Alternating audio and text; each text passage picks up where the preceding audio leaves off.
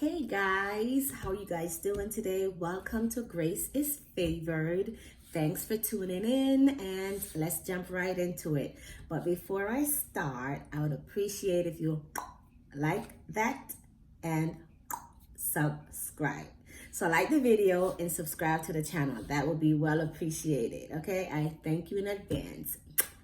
Okay, let's jump right into it. Today's topic will be 5 signs you're in a healthy relationship. Now, when we talk about relationship, let's just put it all on the table. Let's spread the table like it's Thanksgiving dinner. All right? You want to eat good, you want to feel good, and then you want to take a nice nap, right? That's how you know you had a good meal. So that's kind of the same thing when you're in a healthy relationship. You know, you want to make sure your partner is connected to you. You want to make sure he understands you and you understand him. So then you have no issues moving forward. So the first thing we're going to look into is your daily activities. You know, like what do you do when you're apart from your partner? So that when you guys are together, you guys can have things to talk about. So many times people are in a relationship and they don't even know each other. They don't. He's living his life, you're living your life, but somehow y'all are together in a life. What's going on here? So talking is a key point to a relationship. You understand? You guys have to communicate. That's why I said in my last video, if you check it out, you have to communicate about little things and big things. This is how your partner will understand you as an individual and then you as a collective item in his life or in her life. This is how it's going to work. So in order for this relationship to go on a good path and stay healthy, it has to have some kind of ground, some kind of foundation. You know, you don't want to live in a house and it looks good on the outside, but now you done moved in, you done start painting it, and next thing you know, the first storm come, boom, there go your house, sliding down the block. You didn't check it out. That's what I'm talking about. You have to have communication with your partner. You guys have to have daily communication every day. You have to set aside time where you are just communicating just with your man. And I'm speaking from a woman perspective, where you're only communicating with him. No cell phones is there. No kind of electrical devices there. Put that to the side and communicate. Baby, how was your day? And let him tell you, and vice versa. This is how he's going to say, wow, she's concerned about how my day went. Because, you know, sometimes we have crappy days and sometimes we have really good days. So if you set that time, I promise you, set it a time when you come home, you know, maybe before the kids get home from school or even before you guys go to bed. Just set aside 20 minutes just for talking. How was your day? What you ate today? You know, little things like that matters. It really, really matters. So set aside time to have conversation with no cell phones and make sure you are focused and engaged in the conversation, because it's nothing more disrespectful than somebody's talking to you and all you can say is, okay, and you're looking every which way except for the person.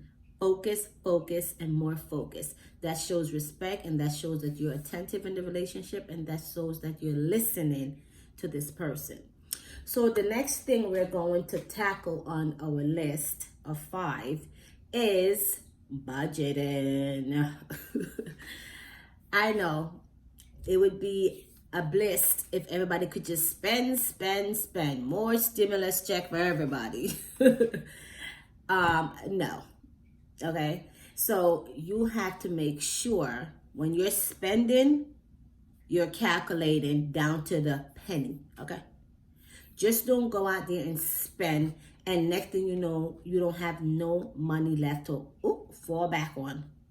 Okay, you don't want to do that to yourself. Don't set yourself up for failure, because you can't keep borrowing money from your friend, from your girlfriend, from your homeboy, from the neighbor, from the babysitter. You done owe the babysitter last week and you're telling her this week you're going to pay her for no.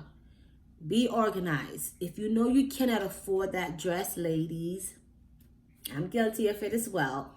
Don't buy it or wait till it's on sale. You know, just don't go out and spend like that. I know it's hard, especially for some women, myself included. We go out and we see something very nice, very unique, and you're like, oh my God, that would go good with that dress that I have. No, it won't. It will go good with your debt. Go sit down. You understand? No. So try not to spend unless you have to. Make a budget for the month. Remember, you always have to pay your rent first. Don't get evicted over a dress, okay?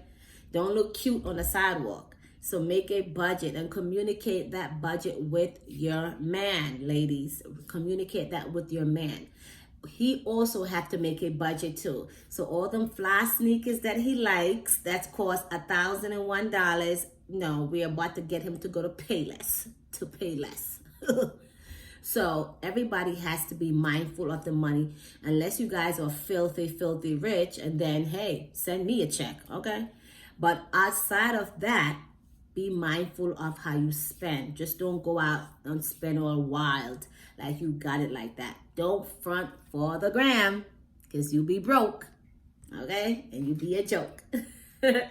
So make sure you guys are having money talks, and everything else can take a walk. The next thing that I would like to talk about with you guys is exploring. Where you want to go? Exploring. Where would you guys like to go? You know what the sad part of this is? A lot of people are in relationships, and I don't know why. Why are you guys together? Have you guys done a relationship report card? That's going to be the next topic. Relationship report card. Just like how when your kid come home, right? And you're like, let me look at these grades. And if they're not up to par, we have a problem. That's the same thing you have to do in your relationship. You have to talk about everything. But if you do a relationship report card, let's say every month, I bet you'll know what's wrong with that relationship. And I bet you by the end of the year, you will know if you want to stay or if you want to go. But another thing that I noticed that does not happen in a lot of relationships, which is number 3 on my list, is people going places, exploring places. Most people think going to Cancun, Mexico, that's it. No. There's more places in the world. Hello, somebody. Get a map, okay? Get a map. Get some sticks. Put it there. Where you want to go? I went here. We went there. Where you want to explore? Like, what do you want to do? You want to go on a cruise? You want to go, on a trip? Where do you want to go? Not just going to Cancun, Mexico, or going to DR, or going to Puerto Rico. Those are all cool places. But come on, guys.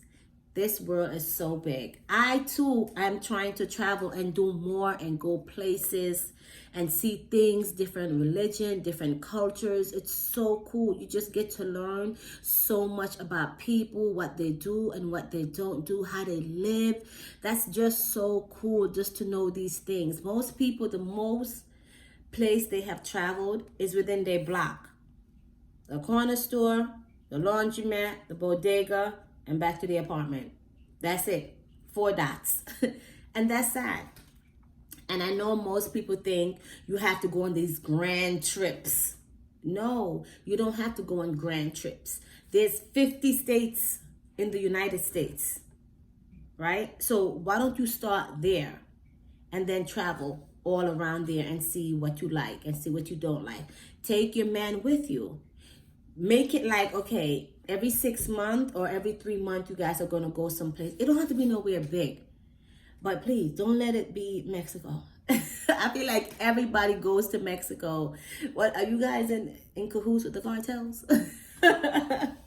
So, no, guys. Explore, and more exploration is needed for a healthy relationship.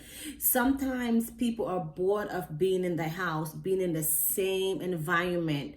That can drain you as a person. You'd be like, oh my God, I'm done. No, but if you know, right? in a month or a half, you're getting ready to go to Zimbabwe or somewhere you've never been before. Your heart start beating fast. So see, you're living longer just by traveling. Oh my God. You're living longer because now your heart getting new blood. So now you're excited to go somewhere and you're living longer and you're traveling. So that's awesome, awesome, awesome news. So travel more often together, budget, and then watch how your relationship will go. The next, which is number 4 on our list, is emotional growth. You see what I'm talking about? These lists can go from 1 to a trillion. But if you break them into small groups, you learn more, and then you can take what you can take and add to what you can add, and what you don't take you can delete. But if these things are applied to a healthy relationship, it won't be people arguing, disrespect. These things will never have room to grow. You don't want to throw certain seeds out in a relationship and then give that seed room to grow. The only thing that should be growing is either your hair or your pockets. Everything else needs to relax. Okay? So emotional growth is something that everyone in a relationship should have for themselves. Emotional growth. You want to start a new business. You want to lose weight. You want to learn a new language. You want to learn how to cook. You want to learn how to sew. You want to learn how to knit. You want to learn how to do hair. I mean, whatever it is, everybody should have something that they want to do outside of the relationship that they're in. You understand? So that's what I mean when I say emotional growth, like something that you want to do for yourself emotionally. Okay. So that's things you can look into. I like to cook. I love cooking. So I'm always looking on how I can improve my cooking, how I can add different seasoning, different spices. And I love, love, love to cook. So I'm always in the mood to cook. Always in the mood to cook. So find out what you can do to enhance that as an emotional growth, and then go from there. Hey, try it. You never know. Try it. You just never know. You understand? Try something new. What's going to happen? It's either you're going to excel or you're just going to stay right where you were. So if you try something new, you may get some great results. And the last thing on my list that I say for last is spiritual beliefs. Now, this is a big one for me because, I believe in the Lord with all my heart. A lot of people are in relationships. One is Muslim and one is Hindu. So right there, we got a problem. You guys are not even evenly yoked. Because he believe in Monday and you believe in Friday. And the Monday God don't even like the Friday God. Oh Lord, we got a problem. The two gods are about to fight. You have to make sure the person that you're going to be with is on the same level as you spiritually. In spirituality, you have to make sure that you and your partner is on the same belief level. Because you can't believe in A and he believe in W. That's too far apart. And I'm not saying people can't convert, but you have to make sure before you get into a committed relationship. This is why conversation is so important. You have to make sure that you guys are on the same level on what you believe in. Because if you don't, then when the baby comes, how it's going to get christened? It's going to get christened with the Hindu, or it's going to get christened with the Christians? How are you guys going to do it? Is it going to be 2 christening or 1? Oh my God. I mean, what are we doing? So you have to communicate. You have to communicate, guys. If you don't communicate, please don't be together. Please go sit down and let him go his way, and please go your way. Thank you. So in saying all that, guys, I want to close and saying thank everyone who took the time out to listen to me talk. I hope I can help. Listen, if I help one person, then I feel like I did it. If I help one person. So I would like for you to share this video, subscribe to this video, and like this video. And I appreciate everyone, every single one of you guys who took the time out to listen to me. And I hope this helps somebody. I really, really do. I hope it helps somebody grow, listen, communicate, do the report card for your relationship, just like how you do it for your kids when they come home from school.